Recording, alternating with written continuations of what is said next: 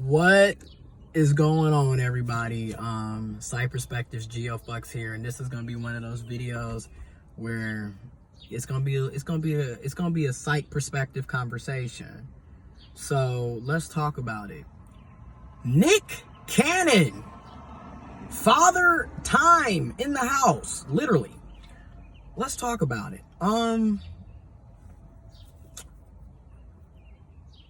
It's, for me, off rip, it's the double standards, it's the hypocrisy, it's the contradiction. You know, because on one side, when it's a cis man going around impregnating multiple different women, it's just seen as, oh, okay, whatever, you know, da da da da da da.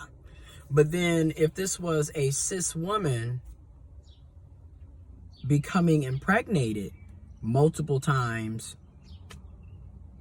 y'all would be, so many people would be so quick to say she's a hoe, she needs to close her legs, you know, why isn't she on birth control, why doesn't she use condoms, how come she isn't getting her tubes tied, you know, what's going on, she's a slut, she's nasty, you know, all of these trigger words will be thrown out. But when it's a cis man going around impregnating all of these different women, it's just, oh, okay, who cares? I mean, he has money. Yet I've been making videos for 2+ years discussing narcissistic abuse, narcissistic relationships, growing up in dysfunctional, emotionally unavailable households. And I can speak from a personal experience. I grew up in a Black middle-class household. Financially, I was always well taken care of, and that is a huge privilege, to be financially stable and to be financially well off or middle class. It's a privilege. I do not take these privileges for granted. I do not. I totally recognize my privileges. And at the same time, despite having financial stability, I grew up in a very emotionally abusive, neglectful, dysfunctional, narcissistic, toxic, mentally abusive household. Both of my biological parents, though I am forgiven my mom, and she was in and out of my life because she had her own things going on, and my father was completely non-existent, nowhere to be found. So I saw the gifts, right? So my mom wasn't there for me, like physically, emotionally, you know, in the house, but she would send me like, oh, here's a PlayStation, here's a Nintendo. I remember I got a Nintendo 64 when I turned 8 because she worked at Nintendo.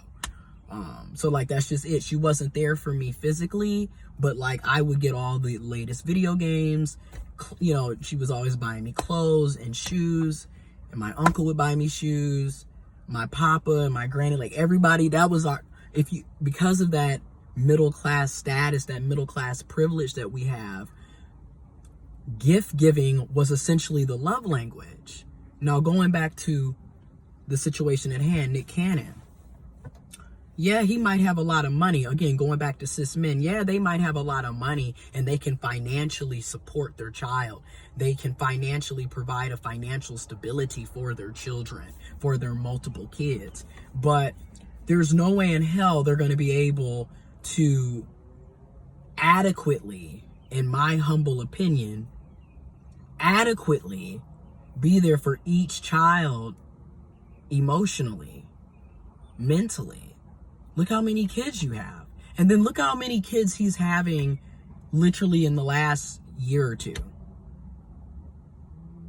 I mean, one kid is born and then like, oh, this other person is pregnant. Oh, and she's announcing that she's pregnant too. And he's having multiple maternity pics. But again, first of all, and let's get it straight here.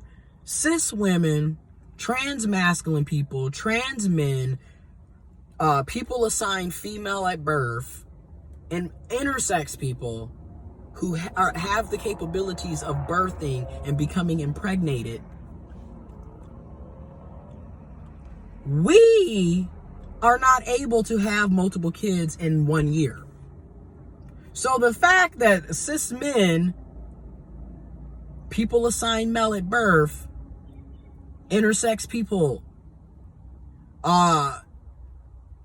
trans women, trans feminine people, people with who may or may not have penises, testicles, testes, sperm, they can go out.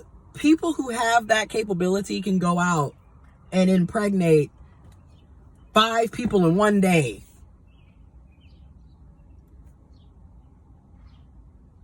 People with ovaries, vaginas, cannot become pregnant 5 times in 1 day. Okay? So when you really think about it, birth control really should have been for the people with the penises, the testicles, the testes, the sperm.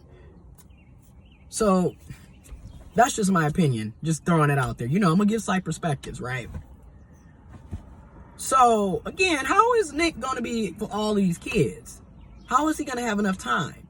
Not to mention on a deeper level, and this can also be seen as being ableist. This can also be seen as eugenics in a fashion. But I'm just going to go and throw this out there. I acknowledge that this is problematic, but I'm going to throw this out there.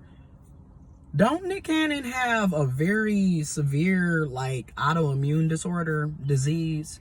And those of us that know anything about science and biology, that shit's hereditary. Why? The question could be thrown out. Like I said, this is very much ableist and very much eugenic, basically. This is problematic. But psych perspectives, this could be thrown out there. Why would you want to pass that gene down to all these different potential children of yours? Because somewhere down the line, all these damn kids that you're having, somebody is going to be carrying the same autoimmune disorder that you have. I'm just saying. Now, slight perspectives though. He has the money. He has the financial stability. He could hire a bunch of nannies. He's high value. He can take care of all these different women. Right? I mean, there are different types of relationships, right? There's polyamory, the polygamy, polyamorous, open relationships, non-monogamous relationships. He can make it work. This could be done. And then also to the different women that are becoming impregnated, they could come together and support each other as well. I mean, you could make that family unit work. In my opinion, family is what you make of it. Personally, I'm not going to tell you to have a nuclear family.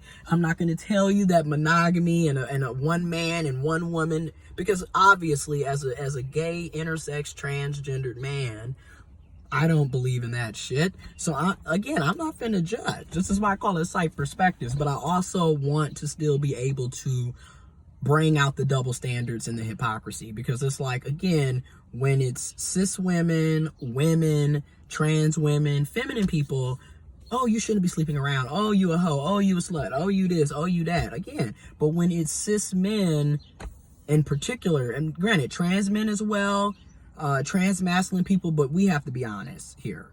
Cis men, when they get to sleep around, or I should say, the cis men who play the top figure, who's penetrating, the penetrating cis man, who's the top, or in the cis het community, just the man. They can go and sleep around all day, and it's just okay, cool, bro. Hit it, yeah, big man on campus, alpha male, toxic masculinity as hell. It's okay for you to do that, but everybody else, the people that are being penetrated, or the bottom, or in the cis het community, the woman, but the bottom, the person being penetrated, the people who have the anuses and the vaginas, mind you, keep in mind, everybody for the most part has an anus. So anyone can be penetrated. But this is why I'm trying to, anyways, the point is, check out my other channel for more information on what I'm talking about. It's on my channel's page too, but Patreon coming soon. But it's just the double standards. Like, I don't like, what is that? Why is it like okay for cis men and people with penises, or the top person, to go around sleeping around, the masculine, if you will, to go around sleeping around, penetrating whoever, whenever, but yet everyone else has to be, oh, you're a slut if you sleep with anyone outside of me. You know, what is that? Also, safe sex. Safe sex. This is so important, in my opinion. And it's factual. You know? Condoms, lube, PrEP, birth control, contraceptives, even the pull-out method, if you just, it's not a guarantee. Anyways. But, so I'm just saying, like, what is that? You know? Do you see the hypocrisy? Do you see the double standards? You know, what's really going on? Because as far as I'm concerned, everyone should be able to have sex with however many people they want, whoever many people, providing that it's consensual, it's respected, and it's consensual, right? And y'all are age appropriate. But then again, who am I to judge on that? There's so many perspectives, so many things to talk about. Clearly, I don't think you should be talking to anyone under the age of 18, but really under the age of 21. And then depending on your age, me personally, in my opinion, I'm 28. So my cutoff is 25.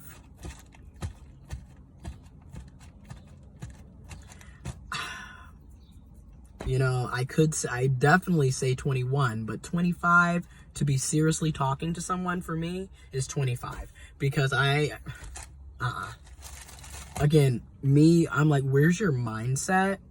Like, if your mindset is ridiculous, I can't, because there's people that's in their 30s that still have this mindset that they're 14, that they're 7, that they're 3. You're just like, what is really going on? The emotional maturity or the intelligence and like the communication is just not quite there. But anyways,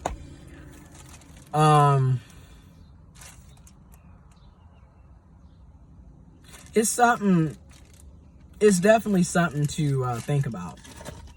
That's all I'm gonna say on that. You know, it's definitely something to think about and like to consider. Like, what's the double standards? Information will be in the description box below. Let me know what you think. Good.